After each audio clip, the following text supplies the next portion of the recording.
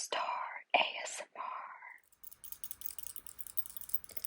Welcome to Whispering Star ASMR. Whispering Star ASMR. And today's video is gonna be a little bit of a different one.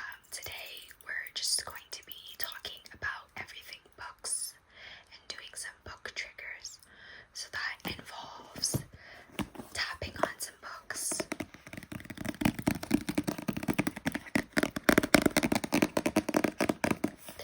That also involves looking at some bookmarks. And also I'm going to be reading the first chapter of A Throne of Glass by Sarah J. Maas. So we're going to read the first chapter together, and hopefully you all will enjoy the book triggers. Okay, so first I'd like to just start off with by lighting a candle. So this is the Volupsa Baltic Amber Candle. And as you can see, this is a mini candle here. So what we're gonna do is we're gonna start off by lighting this candle to begin.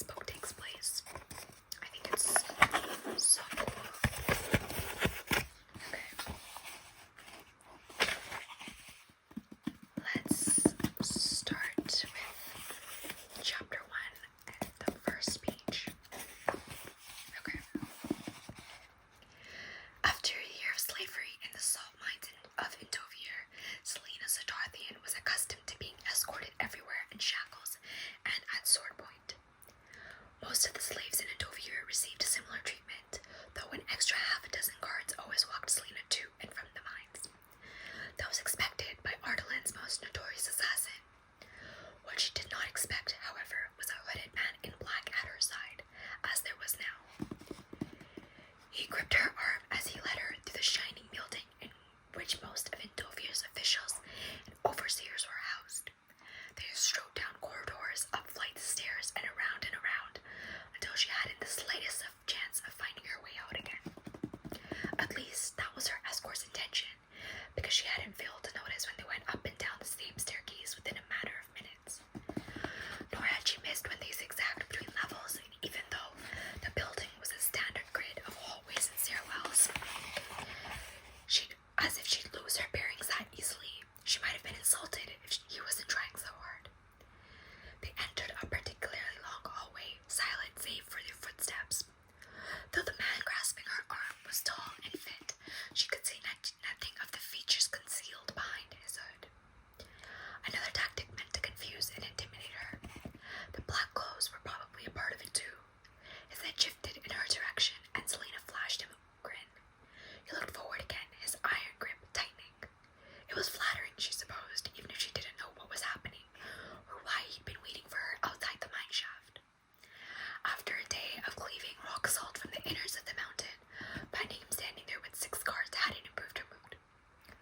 But her ears had pricked when he introduced himself to her overseer as Gale Westfall, captain of the Royal Guard, and suddenly the sky loomed, the mountains pushed from behind, and even the earth swelled towards her knees. She hadn't tasted fear in a while, hadn't let herself taste fear. When she awoke every morning, she repeated the same words, "I will not be afraid." For a year, those words had meant the difference between breaking and bending. They had kept her from shattering in the darkness of the mines. Not that she let the captain know any of that. Selena examined the gloved hand holding her arm. The dark leather almost matched the dirt on her skin. She adjusted her torn and filthy tunic with her free hand and held in her side.